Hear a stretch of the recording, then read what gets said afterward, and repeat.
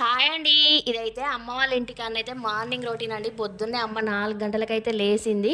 ఇక్కడనైతే పప్పు చేసింది పూరి కోసం అయితే. ఇక తర్వాత సాంబార్ అయితే చేస్తుంది ఇడ్లీ వడలోకి. ఇక తర్వాతనైతే అదేంటిది దోశల్లోకి ఆలుగడ్డ కర్రీ కూడా వండింది. 3 కర్రీలు అయితే వేసేసింది ఇక్కడ.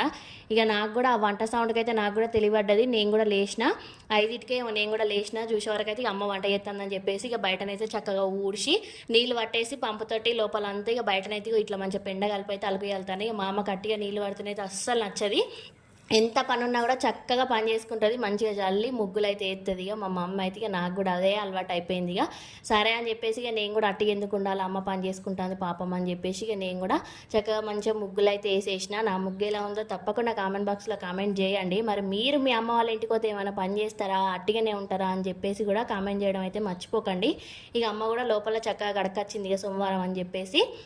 ఇకనైతే టీ అయితే పెట్టేసింది. ఉంటాను.